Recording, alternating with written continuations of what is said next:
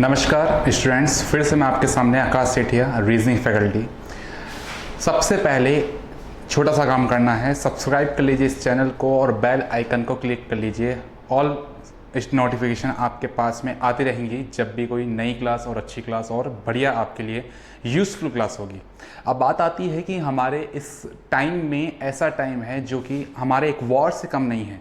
इस वॉर को हमें लड़ना होगा और लड़ने का एक ही उपाय है, घर पे रहना होगा।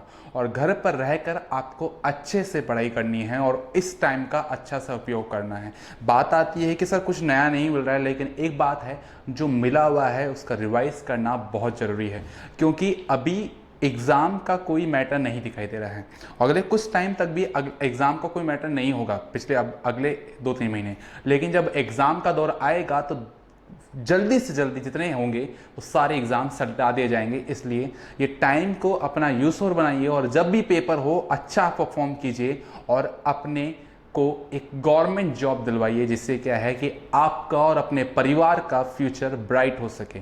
प्राइवेट जॉब हर कोई कर लेता है, लेकिन एक गवर्नमेंट जॉब का एक रुतबा अलग ही होता है। तो जहाँ पे हमने पिछली क्लास छोड़ी थी वहीं से स्टार्ट करते हैं कि आपको मैंने कुछ कोड लिखवाए थे।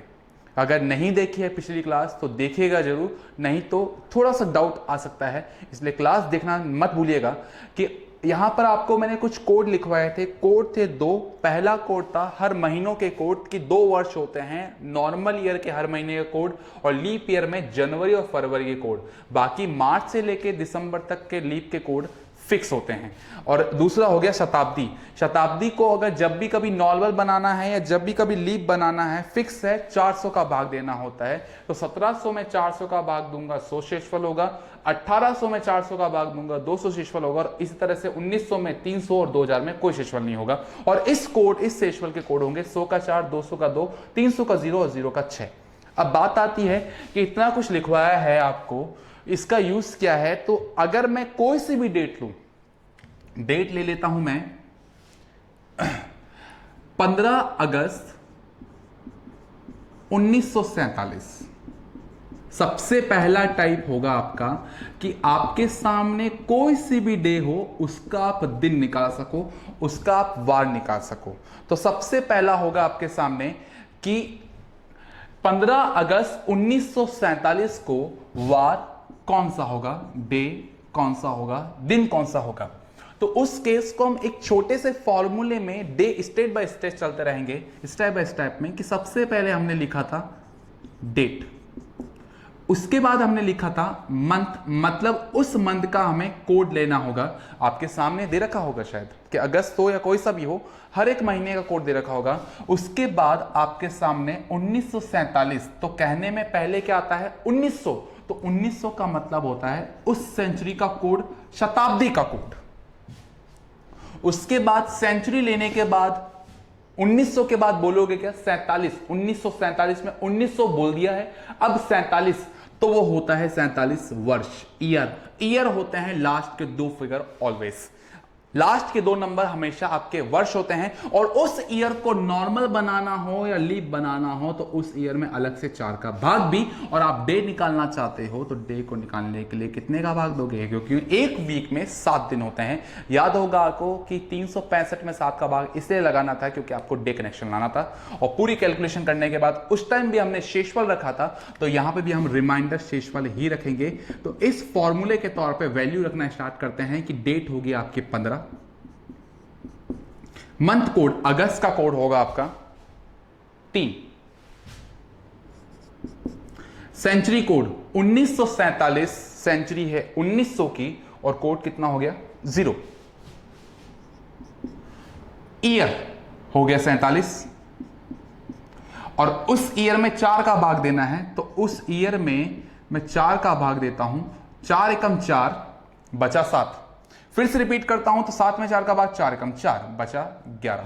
3 शेषफल बचता होगा, लेकिन जो बचता है वो बचे रहने दो, लेकिन जितनी बार जाता है उतनी बार आप कैलकुलेशन ले सकते हो। तो आप 11 बार लोगे यहां पर, जितनी बार जाता है, ना कि आपको कोई पॉइंट की वैल्यू लेनी है, ना कोई आपको शेषफल लेना है। जितनी बार जाता है उतनी बार लोगे, अगर नहीं जाता तो 0 ले सकते हो और पूरे में लोगे 7 का भाग। तो पूरा अगर मैं टोटल करता हूं 47 + 11 58, 58 और 3 61 और 61 और 15 हो गए 76। और अगर मैं 76 में 7 का भाग देता हूं तो एंड में आपको लेना होगा शेषफल, और उस शेषफल के तौर पे 76 में अगर मैं 7 का भाग देता हूं तो रिमाइंडर बचता है 6, शेषफल बचता है 6, 7 एकम 7 बचा 6, और 6 में 7 का भाग नहीं जाता है तो शेषफल बच गया 6, और 6 का मतलब होता है फ्राइडे। तो 15 अगस्त 1947 को जो वार था वो वार था फ्राइडे। अगला जब मैं केस देखता हूं, ये चीज आप नोट कर लीजिएगा, क्योंकि आप इस तरीके से आज से 100 साल पहले हो या आज से 100 साल बाद हो, किसी भी डेट का आप वार निकाल सकते हो। अगला जब मैं केस देखता हूं इसके अंदर, ये आप नोट कर लीजिए जब तक। और अगला क्वेश्चन आपके लिए ये रहेगा कि 26 जनवरी 1869 को क्या वार था? 26 जनवरी 1869 का क्या वार था? ये इसका आंसर क्या होगा? जल्दी से अपनी कॉपी में नोट कर लीजिए एक बार।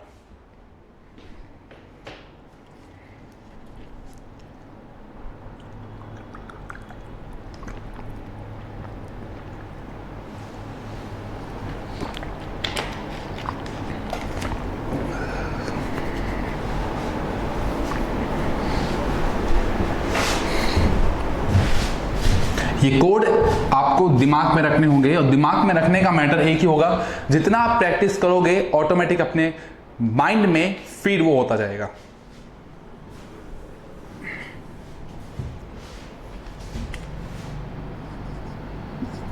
अगला जब मैं केस देखता हूं 26 जनवरी 1869 को क्या वार है, तो आप लोगों ने किया, अगर नहीं किया है तो ट्राई कीजिएगा, फिर भी मैं आपको यहां पर सॉल्यूशन बता के निकालता हूं कि 26 जनवरी 1869 को क्या वार था। तो 26 हो गई डेट, मंथ कोड हो गया जनवरी का 1, 1869 सेंचुरी है 1800 की, तो 1800 का कोड होगा 2,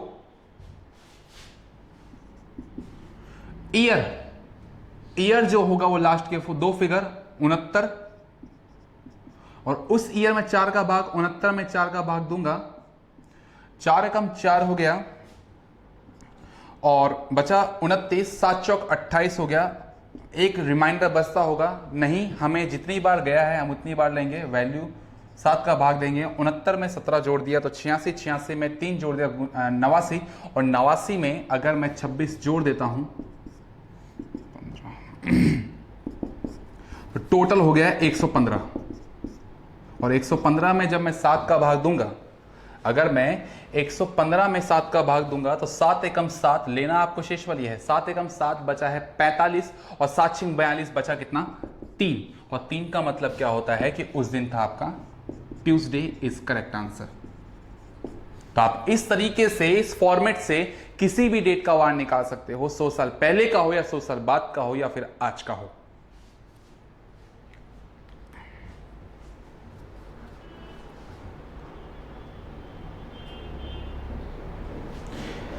एक और क्वेश्चन आपके सामने,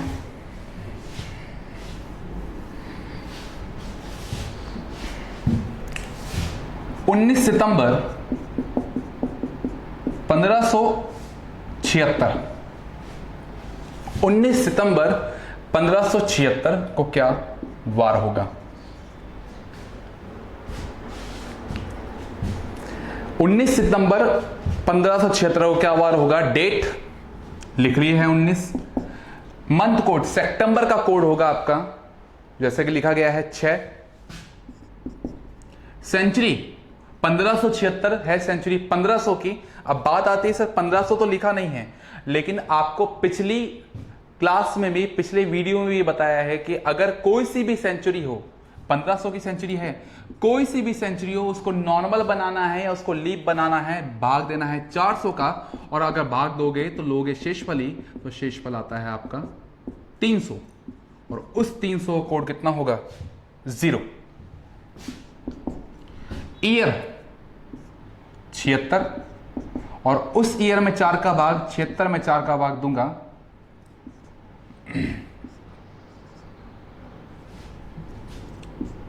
19 बार जाएगा,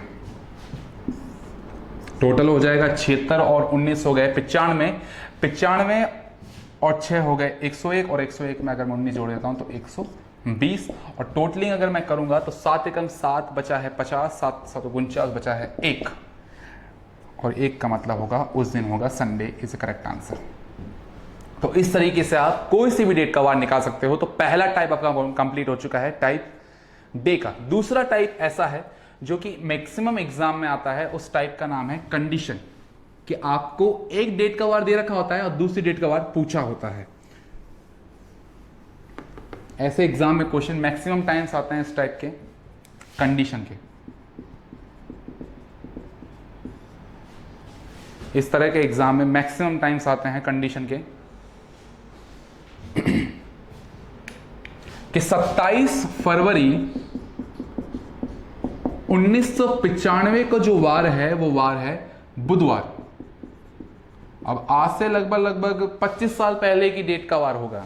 मैंने सीधा वार लिख दिया है, क्या सही है क्या गलत है कंफर्म नहीं कर सकते हैं।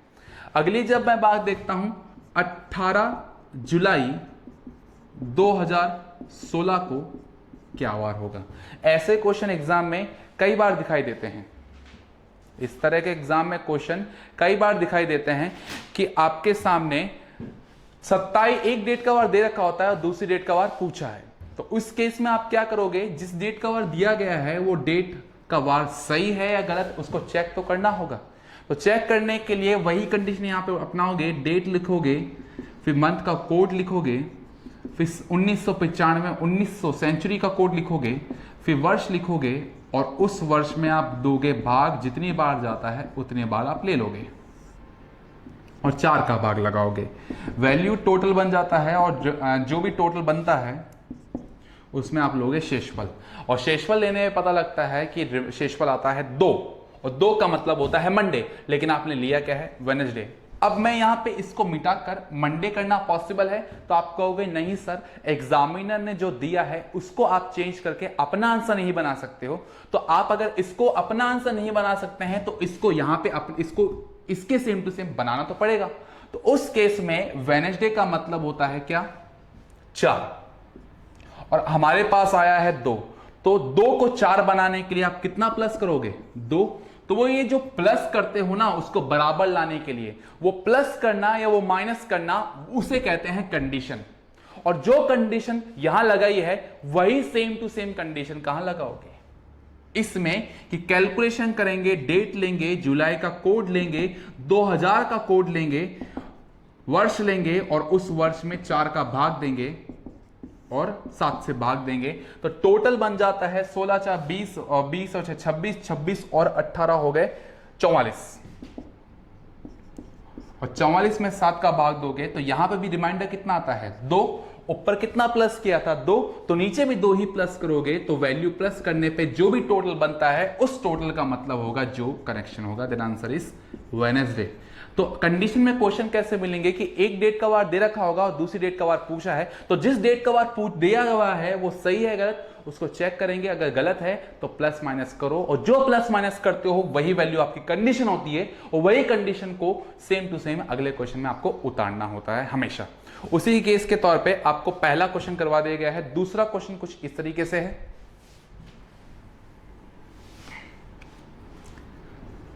26 जनवरी 1950 को वार जो है वो है वेडनेसडे। फिर से या वेडनेसडे नहीं लेते हैं हम लेते हैं सैटरडे।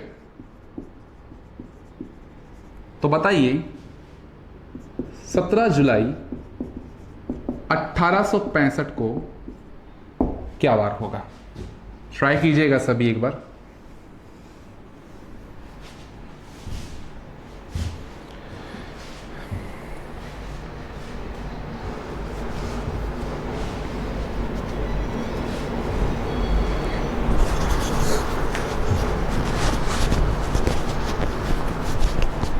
हाँ जी, 26 जनवरी 1950, जल्दी से सैटरडे है या नहीं हमें देखना होगा।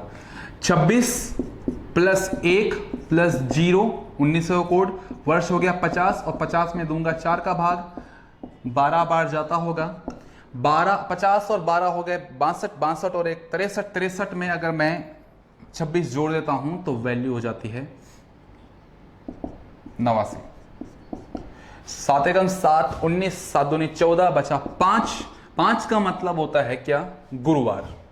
लेकिन हमें दे क्या रखा है? सैटरडे। सैटरडे का मतलब 7 लो या 0 लो, लेकिन मैं 7 ले लेता हूं। 7 तो 5 से 7 करना है तो कितना प्लस करना होगा? 2 प्लस, और जो जितना प्लस किया है, जो माइनस किया है, वो कंडीशन होगी और वही कंडीशन इसमें अप्लाई करनी होगी। 17 जुलाई कोड होगा 0, 1865 1800 कोड होगा 2, 65 ईयर, और उस ईयर में 4 का भाग देता हूं तो बात जाता है 16 बार।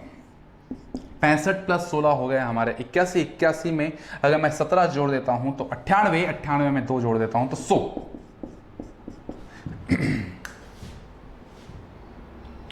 7 एकम 7, बचा है 30, 7 दूनी 7 चौक 28, बचा है 2। ऊपर कितना प्लस? जो कंडीशन यहां लगाई है वही कंडीशन आप यहां लगाओगे। कंडीशन लगाने के बाद जो वैल्यू बनती है, देन आंसर इज कि 2 में 2 जोड़ता हूं तो वैल्यू होती है 4, और 4 का मतलब होता है वेडनेसडे। तो इस तरीके से आप कंडीशन का हर एक क्वेश्चन कर सकते हो। एग्जाम्पल कुछ इस तरीके से होगा कि आपके सामने एक डेट का वार दे रखा होगा, दूसरी डेट का वार पूछा होगा, लेकिन जिस डेट का वार दिया हुआ है वो करेक्ट हो या रॉन्ग हो उसको चेक करना है, और जो प्लस माइनस लगाते हो वही कंडीशन के तौर पे वापस से लगाना होगा आपको। तो ये टाइप आपका कंडीशन और कंडीशन के क्वेश्चन आते हैं मैक्सिमम टाइम एग्जाम में। अगला जब टाइप लूंगा मैं तो उस टाइप में क्या होगा आपके सामने कि आपको डेट निकालनी होगी। अभी तक हम डे निकाल रहे थे, हम अब निकालेंगे डेट। डेट के तौर पे अगर देखा जाए तो आपके सामने क्वेश्चन कैसे आएंगे कि 2020 में अक्टूबर के महीने में तीसरा शनिवार, 2020 में अक्टूबर के महीने में तीसरा शनिवार की डेट क्या होगी। तो जब भी कभी ऐसा क्वेश्चन आए ना कि आपको डेट पूछी है, क्वेश्चन इस तरीके से होगा, वो साल कोई सा भी हो, महीना कोई सा भी हो, और कोई सा भी वार पूछ सकता है किसी भी हफ्ते का। तो आपको करना क्या होगा? आपको महीना दे रखा है, आपको साल दे रखा है, अगर कमी है ना तो कमी है केवल डेट की। तो जब भी कभी आपको डेट पूछी हो तो उस महीने का आप पहली तारीख का क्या निकालोगे? वार। जब भी कभी ऐसी कंडीशन हो तो महीने का पहली तारीख का वार निकालोगे, और वो वार निकालना आपके लिए बिल्कुल पॉसिबल है कि 1 अक्टूबर 2020 को क्या वार होगा।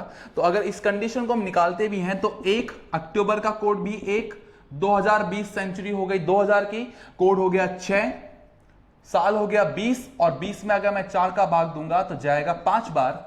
अगर मैं पूरी कंडीशन को जोड़ लेता हूं तो 20 और 5 25, 25 से 31, 31 और 2 हो गए 33, और कंडीशन को पूरी कंडीशन को चेंज करते हैं तो बाद में लेंगे शेषफल। 7 चौक 28, बचा है 5। तो 5 का मतलब क्या हो गया कि 1 अक्टूबर 2020 को जो वार है ना, वो वार है आपका गुरुवार, फिक्स।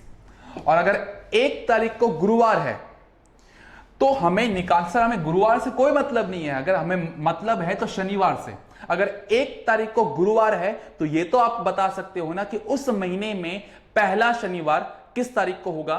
तो अगर 1 तारीख को गुरुवार है तो 2 दिन बाद पहला सैटरडे होगा, जिस डेट का वार, जिस जो डेट होगी वो होगी 3 अक्टूबर 2020। और अगर आपको पहला शनिवार मिल चुका है तो दूसरा शनिवार कितने दिन बाद होगा?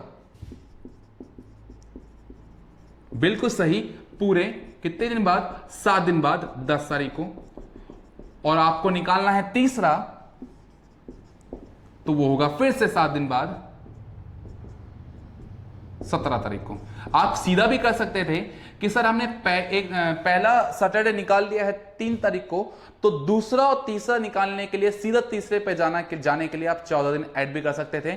बट मैंने आपको अच्छी तरह से डिस्क्राइब कर दिया है कि आपको किस तरह से डेट निकालनी है, कि जब भी कभी आपके सामने डेट निकालने की बात आए तो उस केस में करना क्या है कि उस अक्टूबर महीना आपको दे रखा होगा, साल आपको दे रखा होगा, बस आपको जो डेट लेनी है वो एज्यूम करके 1 तारीख लेनी है। और अगर 1 तारीख का वार निकल जाता है तो आपको कोई सा पूछा हो, कोई सा भी साल हो या कोई सा भी महीना हो, आप डेट निकाल सकते हो। कुछ इस तरीके से मैटर से आप डेट का वार निकाल सकते हो, और यही कंडीशन अगर फॉलो करते हो तो आपका हर एक क्वेश्चन सॉल्व हो जाता है।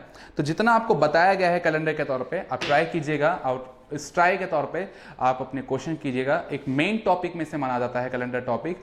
और ध्यान रखिएगा, घर पे रहिएगा, घर पे रहिएगा और अपने आप को सुरक्षित और अपने परिवार को सुरक्षित रखिएगा। जब तक के लिए जय हिंद।